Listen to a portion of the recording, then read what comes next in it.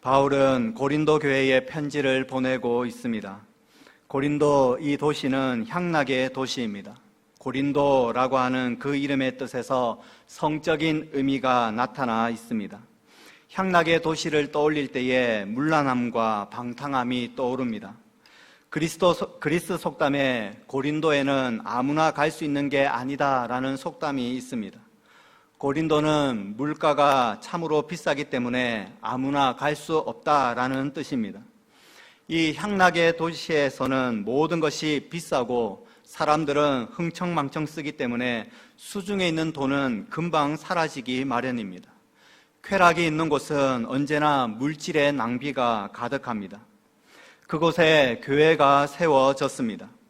가장 음란한 도시에 가장 성스러운 교회가 세워졌습니다. 가장 방탕한 도시에 경건한 교회가 세워졌습니다. 누가 예수를 믿을까라고 하는 그 장소에 예수 그리스도의 피로 값주고 사신 그 교회가 세워졌습니다. 그곳이 바로 고린도 교회입니다. 이 고린도 교회는 그 도시가 가지고 있는 그 음란, 방탕, 그런 것과 같은 것이 계속해서 교회에 영향을 미쳤으며 끊임없이 유혹을 받으며 그곳에 교회가 세워지고 있습니다. 그래서 고린도 교회 안에서는 음행의 사건이 발생하기도 했고 성만찬을 아무렇게나 행하는 방탕의 모습도 고스란히 나타나 있습니다. 고린도 도시가 가지고 있는 그러한 특성들은 고스란히 그 교회 안으로 들어와서 성도들에게 영향을 미치고 있었던 것입니다. 교회 안에 세상의 가치와 세상의 문화가 들어오면 그것이 잘못되었다, 그렇게 말해줄 사람이 필요합니다. 하나님께서는 구약 이스라엘 백성들이 범죄할 때마다 선지자를 보내셨듯이 초대교회에는 사도를 보내셔서 잘못된 것을 교정하고 교회가 바르게 세워지도록 하셨습니다. 바울은 이 고린도 교회가 그 도시에 악한 영향을 받지 아니하고 그리스도의 가르침을 따라 교회가 세워지도록 그렇게 헌신했던 인물입니다. 사실 이 고린도 교회는 바울에 대해서 그렇게 좋은 마음을 가지고 있지 않았습니다. 그에 대한 좋지 않은 소문이 자자했는데 그는 예수님의 제자도 아닌데 사도로서 행사한다라는 것이었습니다. 또한 그는 돈을 너무나도 좋아해서 돈만 밝히고 자신의 영광을 위해서 교회를 찾아본다, 교회를 돌본다라는 소문이 떠돌았습니다. 그래서 고린도 교회에서는 그가 하는 말에 대해서 듣지 아니하고 거부하기도 했습니다. 자신을 향한 인격적인 모독이 있고 거짓된 소문을 퍼뜨리고 돈만 밝히는 자다라고 하는 그러한 이야기가 계속해서 있었지만 바울은 이 고린도 교회를 끊임없이 돌보고 편지를 보내고 권면하고 있습니다. 11절 말씀에 우리는 주의 두려우심을 알므로 사람들을 권면한다라고 말합니다. 바울은 이 주님의 두려우심을 너무나 잘 알고 있기 때문에 권면하고 하나님 앞에서 거리낌 없이 권면한다라고 주장합니다. 이 주의 두려우심을 안다라는 말씀은 10절 말씀에서 해답을 찾을 수 있습니다.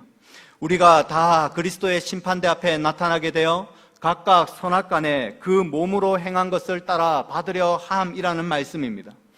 그리스도의 심판대 앞에 각각 선악간 행한 대로 심판을 받을 것을 너무나도 잘 알고 있기 때문에 그 주님을 두려워함으로 고린도 교회를 향해 권면하고 사랑으로 양육하는 일을 끊임없이 한다라는 말입니다.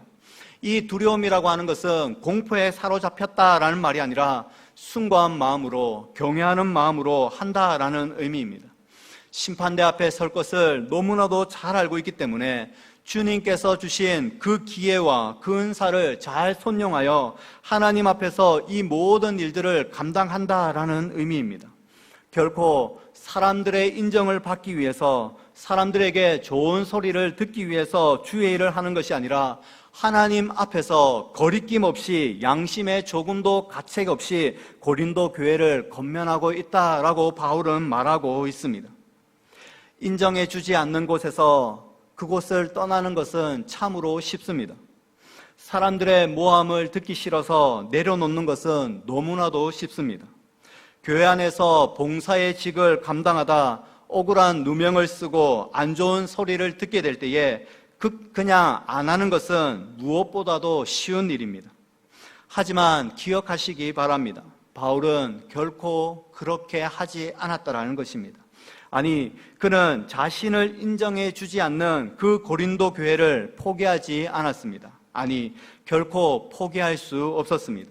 그는 주님을 경외했으며 자신은 결코 사람을 보며 주의 일을 하지 아니하고 하나님 앞에서 그 일을 감당했던 것입니다.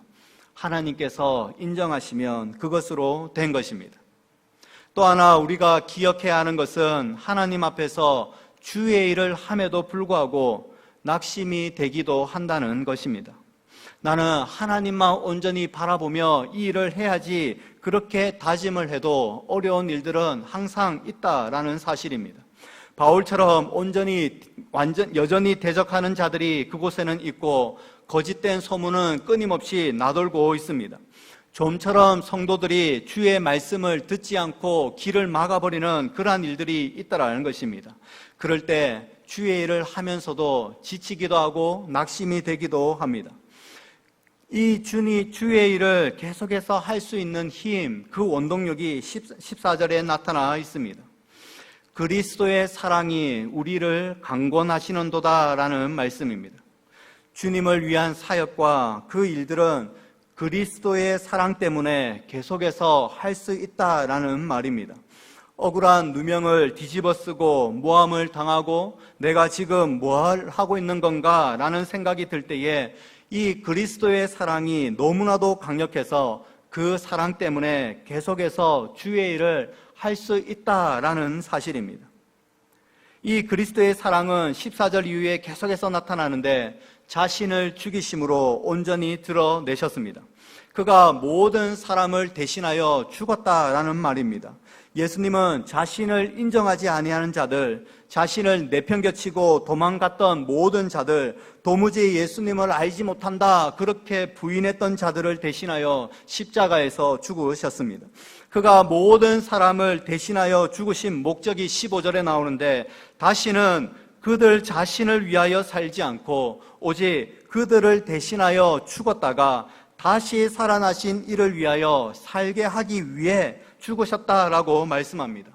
예수 믿으면 천국 간다, 이 공식 만들어주기 위해서 죽으신 것이 아니라 모든 사람들이 이전에 살던 방식대로 살지 아니하고 이제 예수 그리스도를 위하여 살도록 하기 위하여 죽으셨다라는 말씀입니다.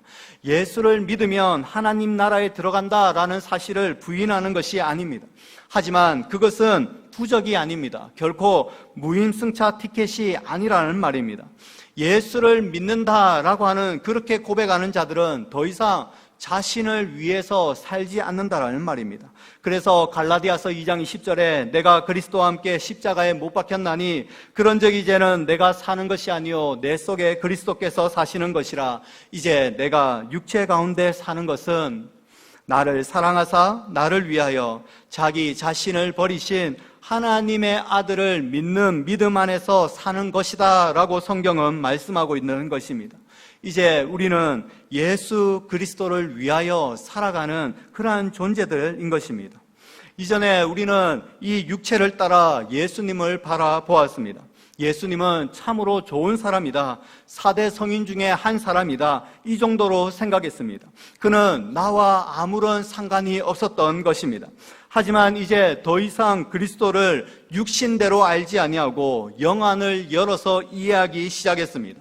그분은 나의 죄를 대신 지심으로 돌아가신 바로 예수 그리스도이십니다. 내가 죽어야 마땅한데 당신이 십자가를 지고 죽으셨다라는 사실입니다. 저는 일이 잘 되지 아니할 때마다 당신을 향하여 저주하고 신은 죽었다 그렇게 외쳤지만 이제 더 이상 그렇게 말하지 않습니다. 그리스도로 인하여 다시금 새롭게 태어났기 때문입니다. 우리는 이제 나를 위하여 살지 않고 나를 구원하여 주신 예수 그리스도를 위하여 살아가는 존재가 된 것입니다. 그래서 바울은 이렇게 말합니다. 17절 말씀에 그런즉 누구든지 그리스도 안에 있으면 새로운 피조물이라 이전 것은 지나갔으니 보라, 새 것이 되었도다. 우리는 더 이상 이 과거의 자신에 머물러 살아가는 옛 사람이 아닙니다. 자신의 욕망과 명예와 뜻을 따라 더 이상 살아가지 않습니다. 그것은 이미 다 벗어 던져버렸습니다. 그리스도 안에 있으면 그리스도 예수를 믿음으로 새로운 피조물이 되었다라는 말입니다. 새로운 피조물이라는 것은 믿기 이전에 나를 완전히 지워버리고 그 모습은 사라졌고 지나갔다라는 것을 의미합니다. 예수 그리스도로 인하여 우리는 완전히 새로운 피조물이 되었습니다. 이전에 나의 삶은 나에게 아무런 영향을 미치지 못합니다. 고린도 도시의 그 문화는 그에게 결코 더 이상 영향을 미치지 못합니다.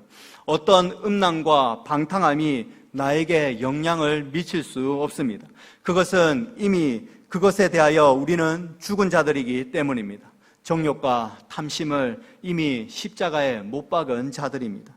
그것이 예수 그리스도를 믿는 자들에게 나타나는 회심의 역사입니다. 이렇게 회심을 경험한 사람이 주의 일을 하는 것입니다.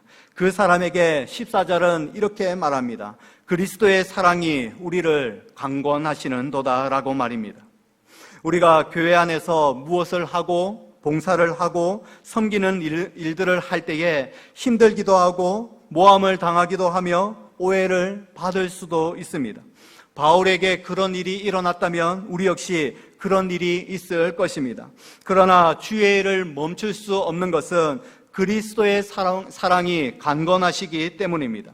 그 사랑 때문에 우리는 주의 일을 끊임없이 계속해서 지속적으로 할 수 있는 것입니다. 이 고린도후서 1장 5절에 보면 그리스도의 고난이 우리에게 넘친 것 같이 우리가 받는 위로도 그리스도로 말미암아 넘치는도다라고 바울은 고백합니다. 주의 일을 하다 보니 그리스도의 그 고난 넘치게 됩니다. 많은 박해와 어려움이 있습니다. 내려놓고 싶은 순간이 한두 번이 결코 아닙니다. 그런데 바울은 고백하기를 그런 고난도 참으로 많았었는데 그리스도로 말미암아 주어지는 위로도 넘치게 받았다라고 고백합니다. 그것이 바로 주의 일을 계속해서 할 수 있게 만드는 동력인 것입니다. 직분이 주어졌으니까 의무감으로 주의 일을 하는 것이 아닙니다. 고난은 분명히 있겠지만 그것으로 더욱 넘치는 하나님의 위로가 있습니다. 그 위로는 우리를 계속해서 주의 일을 할 수 있도록 만듭니다. 그리스도의 사랑이 계속해서 강권하시는 것입니다. 우리가 읽지는 않았지만 이 18절에서 21절까지는 사도가 하는 사역의 내용입니다. 간단히 말씀드리면 화목하게 하는 것입니다. 화목의 복음이 나타나도록 하는 것입니다. 너희는 하나님과 화목하라 라는 권면을 끊임없이 하는 자를 말합니다. 그것은 회심한 자들이 할 수 있는 일입니다.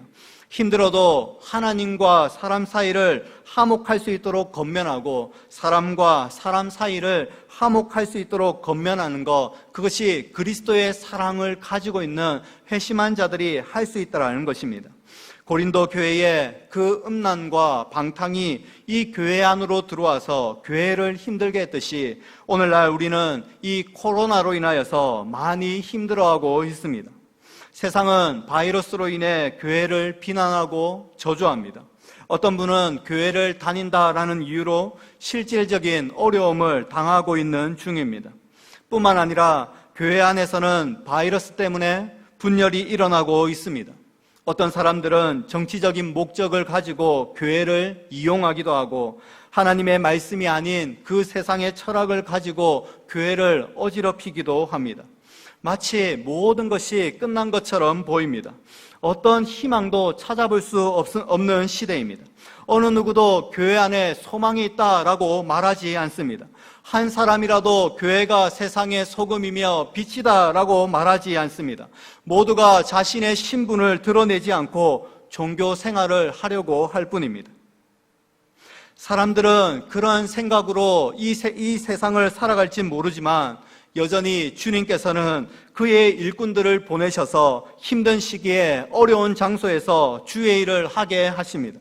그것은 반드시 목회자라고 단정할 필요는 없습니다. 주의 일을 하는 사람은 분명 새로운 피조물, 거듭난 자입니다. 주의 일을 하는 사람은 이 거듭난 자가 주의 일을 감당하는 것입니다. 사도로 부름을 받은 그 바울 역시 회심을 통하여 주의 일을 했던 것입니다. 그런 일꾼들을 계속해서 하나님께서는 보내시는 것입니다.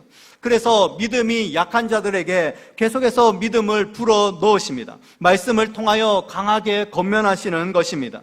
이 세상의 방식이 아닌 하나님의 음성을 계속해서 들려주십니다. 세상의 문화와 세상의 가치관에 빠져있던 자들이 이 복음의 말씀을 들으면서 진리가 무엇인지 깨닫게 되고 회심하고 돌이켜서 이제는 더 이상 자신을 위하여 살지 아니하고 그리스도 예수를 위하여 살아가는 그러한 자들로 바꾸어 가시는 것입니다.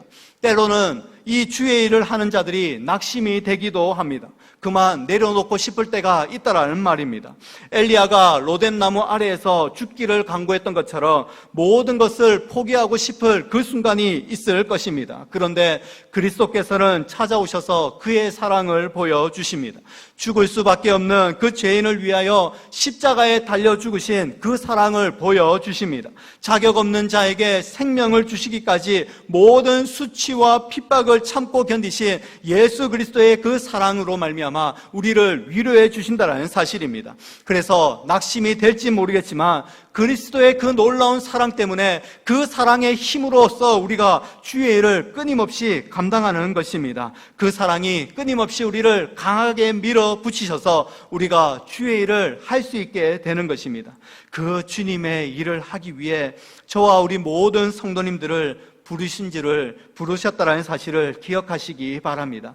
이제 우리는 더 이상 우리를 위하여 살아가지 아니하고 죽었다가 다시 살아나신 그리스도를 위하여 살아가는 자들임을 기억하시기 바랍니다. 예수 그리스도의 사랑이 우리를 강건하심을 기억하시면서 어려움이 있더라도 포기하고 싶고 낙심이 되고 모든 것을 내려놓고 싶은 그러한 상황이 생긴다 하더라도 주님을 위하여 그리스도의 사랑 때문에 그 사랑의 힘을 의지하여서 그리스도의 일을 하며 이 세상을 살아가는 우리 모든 성도님 다 될 수 있기를 주님의 이름으로 소원합니다. 우리 말씀을 기억